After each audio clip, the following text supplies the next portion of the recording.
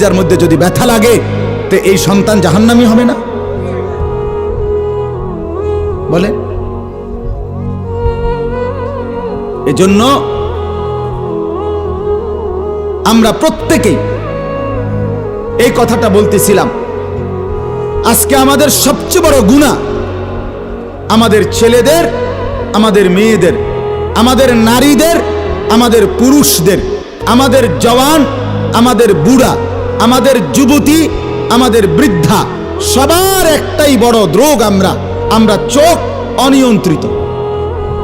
বুড়া মানুষও টেলিভিশন চায়, বুড়া চাচা বাঁকা হয়ে গেছে, কাশে বেরামে ধরে গেছে, কিন্তু এবার টেলিভিশন সাউন্ড, বেডিত সাউন্ড, চা দোকানে নাচ গান দেখার অভ্যাস ছোটে নাই। এমন অভ্যাস আছে কিনা বলেন না? যার নাই হেবড়া রাগ না হইলে ভালো, আর যে বেটা রাগ হইলে আপনার অভ্যাস থাকলে আপনার রাগ হইলেই কি আর আসলেই কি। অতএব নজর নিয়ন্ত্রণ করা চাই, নজর হেফাজত করা চাই, নজর সুন্দর করা চাই। অতএব আমার বাপ, আমি আপনাদের কাছে কোরআনুল কারীমের এই দুইটা আয়াতের তরজমা শুনাইতে চাই। এটা পুরুষদের জন্য, নারীদের জন্য, উভয়টা। একজন মুসলিম পুরুষ, তার ব্যাপারেও আল্লাহর হুকুম, একজন মুসলিম নারী, তার ব্যাপারেও আল্লাহর হুকুম। উভয়কে আল্লাহ তাআলা বলছে চরিত্রের হেফাজতের জন্য সবচেয়ে প্রথম শর্ত, 1 নাম্বার দৃষ্টি হেফাজত।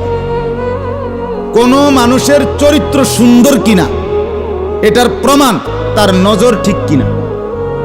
আমরা ওই কথা শুদ্ধ কয়, ফ্যান ফিনছে, শার্ট গাও দিছে, স্প্রে লাগাইছে, কথাবার্তা এমনি কুমাইয়া কয় জি জি জি আঙ্কেল কেমন আছেন, ভালো আছেন, এ আর মাশাআল্লাহ দেখছুনিও ভদ্র ভদ্র বাইয়া পড়তে আছে একবারে।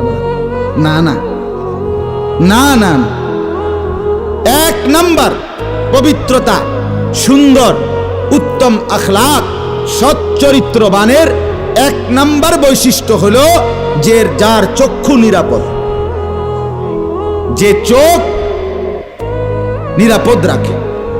1 নম্বরে আল্লাহ তাআলা বলেন। আর চূড়ান্ত হলো যে নিজের লজ্জাস্থান হেফাজত করে। এই দুই দিকের বেড়া, মাঝখান দিয়ে এর ভিতরে যা আছে সবগুলো এতে নিয়ন্ত্রিত হবে।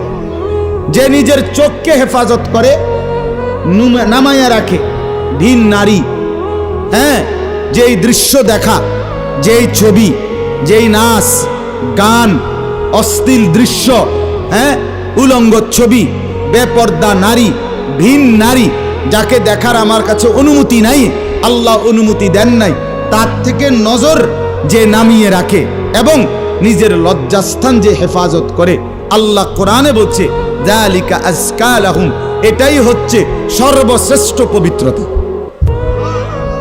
এটাই হলো সর্বশ্রেষ্ঠ, কি বলেন না, পবিত্র, সেই বড় পবিত্র। এবার এই শুদ্ধ কথা কোক আর সিটেঙ্গা কথা কোক, কথা নোয়াখাইল্লা হোক আর সিলিটটা হোক, এটা দেখার বিষয়। দেখার বিষয় হলো তার নজর, দৃষ্টি এটা নিচের দিকে কিনা, আর লজ্জাস্থান হেফাজত কিনা। এই দেখেন আল্লাহ কি বলে শুনেন।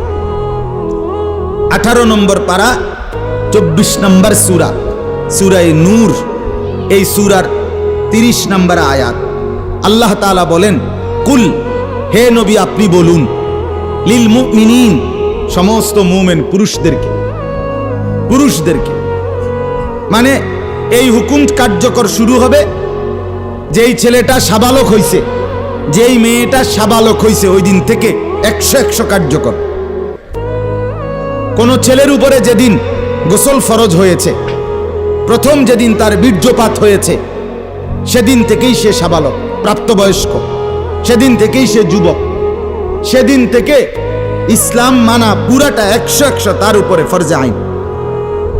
ওই দিন থেকে তার 1 মিনিট 1 সেকেন্ড হিসাবের বাহিরে হবে না।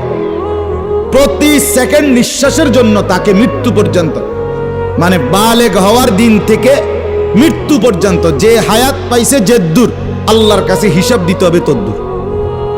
রাতের হিসাব, দিনের হিসাব, হাঁটলে, বসলে, উঠলে, খাইলে, ঘুমাইলে, এমনকি নিঃশ্বাসের হিসাবও খোদার কসম আল্লাহর কাছে দিতে হবে। কোন মেয়ে যেদিন তার প্রথম মাসিক শুরু হয়েছে 13-14 বছর বয়সে, সেদিন থেকে সে প্রাপ্তবয়স্কা, সাবালিকা, সে যুবতী। অতএব সেদিন থেকে মৃত্যু পর্যন্ত তার হায়াত যতদিন পাইছে, একদিনের ভালো মন্দ, জায়েজ না জায়েজ, হালাল হারাম, বৈধ অবৈধ সবকিছুর হিসাব সে আল্লাহর কাছে দিতে হবে। কথা বুঝলেন কিনা আপনি? হ্যাঁ, এটা জরুরি, এটা জরুরি। স্বামীর কারণে, শ্বশুরের কারণে, স্ত্রী, মহিলা বলেন আমার স্বামী বাধ্য করছে দেবরের সাথে দেখা করা, স্বামী বাধ্য করছে ভাসুরের লগে দেখা করতে। খোদার কসম, স্বামী যদি আসমান ভাঙ্গাও মাথাত ফালায়, তারপরও স্ত্রীর জন্য এই কথা মান্য করা স্বামীর হারাম। আর স্বামী যদি এই হারাম কাজের জন্য বাধ্য করে স্ত্রীকে, এই স্বামী জালেম। এই স্বামী কি বলেন না কেন? শাস্তো ভাই, জ্যাঠতো ভাই, খালতো ভাই, ফুফাতো ভাই, দুলা ভাই, তারারে কইছে বাদ বাইরা দাও, তুমি আজ্ঞায় দাও, তারা মেহমান, সব সময় কি আর আইয়েনি? হ্যাঁ, যেই স্বামী বলে, যেই শ্বশুর বলে, এই উভয়টাই জালেম, নিকৃষ্ট পাপী, সীমা লঙ্ঘনকারী, সীমা লঙ্ঘনকারী। কোন সন্দেহ নেই, কোন সন্দেহ। আল্লাহকে, আল্লাহর হুকুমের বিরোধিতা করে মাখলুকের হুকুম মানা অনুমতি নাই, অনুমতি নাই। হযরত ইব্রাহিম আলাইহিস সালামের বাবা ওনাকে মূর্তি পূজা করতে বাধ্য করতে চাইছে, করছে না? কইছে না যে নরে তেজ্য পুত্র করে দেবো বেড়া? কোরআনের আয়াত। ইব্রাহিম আলাইহিস সালাম বলছে আমনেরে আমি ছেড়ে দিলাম। কিসের জন্য? ঈমানের জন্য। কিসের জন্য বলেন না? ওয়া ইন জাহাদাকা আলা আন তুশরিকা বি মা লাইসা লাকা বিহি ইলমুন ফালা তুতি'হুমা ওয়া সাহিবহুমা ফিদ দুনিয়া মা'রুফা। কোরআনে আল্লাহ বলেন, তোমার মা বাপ যদি তোমাকে আমি আল্লাহর সাথে শিরিক করতে বলে, তুমি কোনোভাবেই তার অনুসরণ করবে না। হ্যাঁ, তবে মা বাবার সাথে কষ্টদায়ক আচরণ করবে না, ব্যবহার করবে ভালো, ব্যবহার করবে উত্তম, তার গায়ে হাত দিবে না, তারে ধাক্কা দিবে না, তারে গালি দিবা না, তারে ধমক দিবা না, কিন্তু তার কথা মানবা না। কোন কথা? আল্লাহর নাফরমানির কথা, শিরিক, কুফর, নাজায়েজ, হারাম, হারাম। সেদিন আমার কাছে এক যুবক ভাই জিজ্ঞেস করছে কথা, যে তার বাবা তাকে বাধ্য করতেছে তার দোকান দেখাইয়া 5 লাখ টাকা সুদে টাকা নিয়ে দিতে। মন নাই? আমি পরিষ্কার আমরা বলছি যে অসম্ভব কথা। তোমার বাপ প্রয়োজনে তোমারে ঘর থেকে বের করে দিবে, দেও। এক তো তুমি তারে গালি দিও না, কিন্তু তুমি তার এই কথা মান্য না। এই কথা মানার অধিকার, যেটা আল্লাহ হারাম করছেন সেটা বাবার কথার কারণে হালাল? আরে বলেন না কেন? যেটা আল্লাহ হারাম করছেন সেটা স্বামীর কথার কারণে হালাল না। আমি কিতা করতাম, বেডিতে এই সমস্ত ফাঁকনা কথা কইলে হইতো না। তে বেড়া বাতানে চাইলানে আমি রাইন্দা দেই, এরপরে কি তো বেডি হেতে কইতে পারবো? আরে আলাপ, এসব আলাপ করলে হইতো। ফেরাউনের ঘরে বিবি আসিয়া, ফেরাউনের মতো জালেম কাফের, তার ঘরে নিজের ঈমান 100 ঠিক রাইখা দেখাই দিছে পৃথিবীবাসীকে যে জমিনে ফেরাউনের চাইতে বড় কাফের কে হবে। আমি তার ঘরে থাইকে ঈমানদার থাকছি, আমি স্ত্রী আসিয়া, আমি জান্নাতি। অতএব পৃথিবীর সবচেয়ে বড় জালেমের ঘরে থাকলেও, পাপীর ঘরে থাকলেও তোমাকে আখিরাত বরবাদ করতে পারবা না। আল্লাহ আমাদের মা বোনদেরকে বুঝার তৌফিক দান করে, আপনাদেরকেও বুঝার তৌফিক দান। নিজের স্ত্রী, নিজের কন্যাকে বাজারের পণ্য বানাবেন না। আত্মমর্যাদা বহুত বড় সম্পদ, গায়রত। আপনার স্ত্রী বেপর্দা বাজারে বাজারে ঘুরে, রাস্তার পুরুষ রাক্ষসের মতো তাকাইয়া দেখে, আপনার আত্মসম্মানে লাগে না? আপনি বেগায়রত, আপনি পুরুষ নামের কলঙ্ক। আপনার মেয়ে বেপর্দা হাঁটে, 8-7 কাপড় পরে, টাইট কাপড় পরে, জামা পরে, রঙ্গিলা পাউডার সিয়া সাজ্জা রাস্তার বখাটে দুই পাশে কুত্তার মতো দুই পাশে গুরগুর গুরগুর কইরা পিছনে পিছনে ঘুরে। আমনে বাপ হইয়া জানেন মেয়ে মা হইয়া দেখছেন, আমনের গায়ে লাগে না, কলিজায় লাগে না, আপনি বেগায়রত আত্মমর্যাদাহীন পুরুষ আপনি। আমি সেদিন নিজে দেখছি, আমার কলিজা ছিঁড়ে গেছে। আমি নিজে দেখছি ওই দেবিদ্দার রাস্তা দিয়ে আসতেছি, বাজারের মধ্যে জ্যাম, হঠাৎ আমার নজর জানালা দিয়ে বাহিরে দেখলাম একটা স্কুল পড়ুয়া মেয়েটা আপনার স্বাভাবিকভাবে জড়সড় হয়েই হাইটা যাইতেছে সামনে দিয়ে। ঠিক মেয়েটার এক হাত পিছনে একটা ছেলে আপনার এই বড় মোবাইল দিয়া, মেয়েটা হাঁটতেছে মেয়ের মতো, এই জানোয়ারে পিছন থেকে ভিডিও করতে করতে মেয়ের যাইতেছে পিছন। আমার মন চাইছে জানালা খুলে বলি, বোন তোর পিছনে কুত্তা লাগছে, তোর পেছনে কি লাগছে? কুত্তা লাগছে, তুই তোরে কুত্তা থেকে বাঁচা। বলেন মুসলমান এত নিকৃষ্ট হয় কিভাবে? আমরা নিজে কিতাবে পড়ছি, এই আজকেও পড়ছি ইয়াহিয়া, এই বইটা ফিলিস্তিনি বই, এটাতে লেখা আছে পৃথিবীর পশ্চিম প্রান্তে, মনে করেন পৃথিবীর এদিকে শেষ প্রান্তে যদি কোনো মুসলমান বোন নির্যাতিত হয়, খোদার কসম পৃথিবীর পূর্ব প্রান্তের শেষ মুসলমানের উপরও ফরজ ওই বোনের ইজ্জতের বদলা নেওয়া। এটা মাসালা। হ্যাঁ, কথা ছিল এই, মুসলমানের যুবক হবে মা বোনের ইজ্জতের পাহারাদার। কোথায় সেই মোহাম্মদ বিন কাসেম, 17 বৎসরের যুবক, আরব জাহান থেকে আসছে ভারতে, সিন্ধু প্রদেশে দেবল রাজার এলাকায় একজন বোনকে একজন ডাকাত, জলদস্যু, একজন পানির ডাকাত জলদস্যু তৎকালীন জামানায় একজন মুসলিম বোনের গায়ের ওড়না ধরে টান দিছিল। তখন ওই বোন চিঠি পাঠাইছিল হাজ্জাজ ইবনে ইউসুফের কাছে আরব দেশে, হাজ্জাজ তুমি বেঁচে থাকতে তোমার মুসলিম বোনের গায়ের ওড়না ধরে টান দিছে বেঈমান কাফের, তুমি এর বদলা নিবা কিনা আমি শুনতে চাই। হাজ্জাজ ইবনে ইউসুফ, আমরা কিতাবে পড়ছি, এরকম চেয়ার ছেড়ে লাফ দিয়া দাঁড়াইয়া চিৎকার দিয়া বলছে, বোন আমার, গোটা আরবের সমস্ত মুসলমান যুবক প্রয়োজনে জান দিবে, আরবের সমস্ত যুবকের কলিজা যাবে, জান দেবে, শাহাদাত বরণ করবে প্রয়োজনে, তবু আমি তোমার এই বেইজ্জতির বদলা নেব। 3 বার সেনাবাহিনী পাঠাইছে সে, 3 বার, প্রথম 2 বার পরাজিত হয়েছে মুসলিম বাহিনী, তৃতীয়বারে নিজের একমাত্র মেয়ের জামাই মোহাম্মদ ইবনে কাসেম রাহমাতুল্লাহ আলাইহি, এই উনারে দিয়া এরপরে এই সিন্ধু দেবল রাজাকে পরাজিত করে ওই বোনকে জেলখানা থেকে উদ্ধার করছে এবং এই হিন্দু রাজার এলাকায় কালেমার পতাকা উড়াইয়া দিছে। হ্যাঁ, সেখান থেকেই এই ভারতীয় উপমহাদেশে মুসলমানদের যাত্রা, ইসলামের সূচনা। এক বোনের ইজ্জতের জন্য ধর্ষিতা হয় নাই, কাপড় টান দিছে কেন?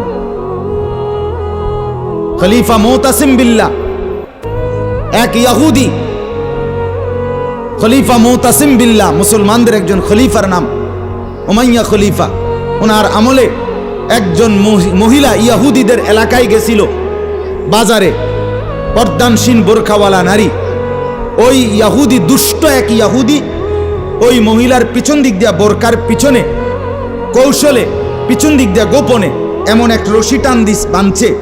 রশি বাঁধ দেওয়ার কারণে মহিলা যখন সামনের দিকে আগাইছে, তখন এই রশির টান লাগাতে মহিলার বোরকা উঠে গেছে উপরের দিকে সামান্য, উনি পড়ে গেছে। এই মহিলা ওই বাজারে চিৎকার দিয়া বলছে, ওয়া মুতাসিমা, হায় মুতাসিম তুমি কই? তোমার মুসলিম বোনকে বেইজ্জতি করছে। সাথে সাথে খলিফা মুতাসিম বিল্লাহ পুরা বাহিনী নিয়ে আইসা ওই ইহুদি অঞ্চল পুরা জ্বালায় ফেলছে। কথা ছিল এই, বা কথা ছিল এই, রক্ত আর আমাদের গায়রত আর আমাদের হারিয়ে ফেলেছি। পরের মেয়ে দেখতে দেখতে, পরের নারী দেখতে দেখতে, টেলিভিশন দেখতে দেখতে, নিজের বিবি বাচ্চারও লাগাই দিছেন, নিজের ঘরে টেলিভিশন চাইতো, নিজেও বইয়া বইয়া চা দোয়ানে বেড়ি চান, টেলিভিশন চান, ফুতেও সারা রাত সারা দিন সমবয়সী ফুলানের লগে হাইটটা মোবাইলে ছবি চায়, তো সমাজ গড়বে কে? পরিবার নিরাপদ থাকবে কেমনে? কথা বলেন না কেন? বুড়ারাও চা দোয়ানে, বেড়ি তো ঘরের টেলিভিশনে, ফুলাফাইনে মোবাইলের আড্ডায়, তো মানুষ চরিত্রবান হবে কিভাবে? কমপক্ষে মুরব্বিগত লজ্জাবোধ থাকা আমার মাথাতে ধরে না। মানে দাড়িওয়ালা 60 বছরের বুড়া বেড়া কেমনে বেড়ি চায় চা দোয়ানে বই? আমার একারে বহুদিন ভাই, আমি এটা অনেকদিন চিন্তা করে চাইছি, এটার কারণটা কি? আরে এরকম বুড়া বেড়া কি লেগে বেড়ি চাই? আমনের কি জীবনটা আজ এতটা বছর পরেও এখনো আমনের আখেরাতের কথা মনে পড়ে নাই? আরে কি ডাকাই তো আমনে মরতেন না?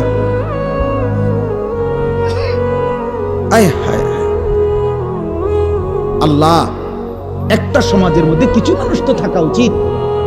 আরে বলেন না, 2, 4, 10, 50 জন মানুষ তো একটা সমাজে থাকা উচিত, যারা সবাইকে চরিত্রের কথা, আখলাকের কথা, নামাজের কথা, আল্লাহর কথা, পরকালের কথা বলবে। এটা কি উচিত না? কথা বলেন, উচিত না? কিছু মানুষ উচিত। কই মানুষগুলো কই? বলেন না চাচা, ওই মানুষগুলো কই? চেয়ারম্যান ভাই বলেন, কই মানুষগুলো? আচ্ছা চেয়ারম্যান আপনি কোন ভাই? আমি তো এতক্ষণ খেয়াল করি নাই। আরিফ ভাই আমাদেরও খুব কলিজার টুকরা, মহব্বতের আমার।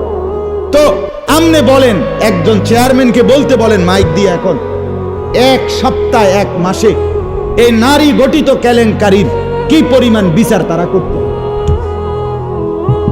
আমি অসংখ্য চেয়ারম্যানের সাথে কথা বলছি, প্রায় বলে হুজুর সমাজটা খাইয়া লাইছেন। এই যে বলতেছে এটাই বেশি চরিত্রহীনতার সয়লাভ। আহারে নারী, বেচারা স্বামী 16 বছর বিদেশ করছে, হায় রে কলজা ফাটা তার কষ্ট। কি পরিমাণ রোদ্রে টাকা রোজগার করছে, কয়টা টাকা। আমি তো সৌদি আরবে যে কয়বার আল্লাহ নেওয়ার তৌফিক দিছে, হজ উমরায় গেছি, অন্য কোনো কারণে না, প্রতিবারই দেখছি বাপ, আহারে প্রবাসীদের কষ্ট কাকে বল। প্রখর রোদ। এই শুধু তর্জমাটা শুনেন, 5 মিনিটে শেষ হয়ে যাবে তর্জমা। আল্লাহ তাআলা বলেন, কুল্লিল মুমিনিনা, হে নবী আপনি মুমিন পুরুষদেরকে বলেন। তাহলে পুরুষ বলতে কি বুঝাইছে বুঝছেন তো এটা নাকি? যেদিন থেকে সাবালক, আর মহিলা যেদিন থেকে তার মাসিক শুরু হয় প্রথম, সেদিন থেকে নারী।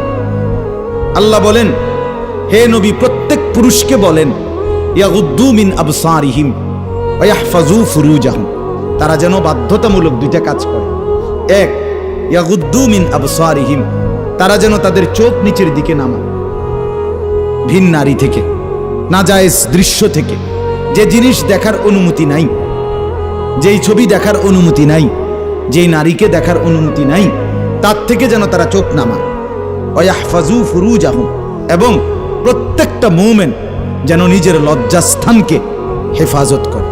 নিজের লজ্জাস্থান হালালভাবে অনুমোদিত ছাড়া, স্বামী স্ত্রীর পবিত্রতা ছাড়া অন্য কোনো ক্ষেত্রে নিজের লজ্জাস্থানকে হারামভাবে যেন ব্যবহার না করে, নিজের হাত দ্বারা কোনো অবৈধ কাজ যেন না করে, নিজে পুরুষ যেন কোনো অবৈধ নাচ না করে, ভিন নারীর সাথে যেন নিজের লজ্জাস্থানের জিনা ব্যভিচার, যেন অসভ্যতা অশ্লীলতা এমনটা যেন না করে।